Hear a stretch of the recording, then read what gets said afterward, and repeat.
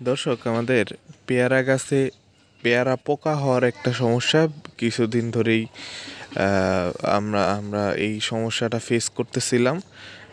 সর্বশেষ আমাদের এক বড় ভাইয়ের পরামর্শে এই ট্রাপটা মূলত কেনা হয় এবং গতকালকে বিকেলের পরে এই ট্রাপটা লাগাইছি এবং আপনারা দেখেন ইতিমধ্যে কি পরিমাণ পোকা এই ট্রাপে আটকা পড়েছে এবং এই মূলত এই ছোট মাছিগুলোর কারণেই কিন্তু পেয়ারা গাছে যে সমস্যাটা হয়, পেয়ারা পোকা হওয়ার যে সমস্যাটা, এই পোকাটার কারণেই মূলত এই সমস্যাটা হয়।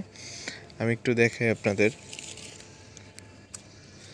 এই যে পেয়ারার গায়ে যে ছোট ছোট একটা দাগ দেখা যাচ্ছে, এই দাগটা মূলত এই পোকার ডিম পাড়ে এবং সেই ডিম পাড়ার পরেই পেয়ারা যখন পরিপক্ক হয় সেই ডিমটা ফার্টাইল হয় এবং পরে সেইখানেই এই ছোট ছোট সাদা সাদা একটা পোকার জন্ম নেয়, যার কারণে সেই পেয়ারাটা আর খাওয়ার উপযোগী থাকে না।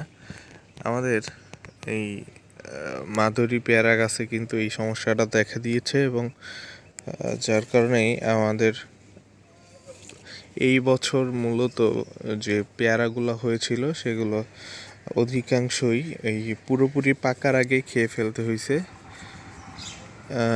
মূলত আজকের এই ভিডিওটা এই ট্রাপটার বিষয়ে জানানোর জন্যই। এই ট্রাপটা এখনও পর্যন্ত আমার কাছে খুবই উপকারী মনে হয়েছে।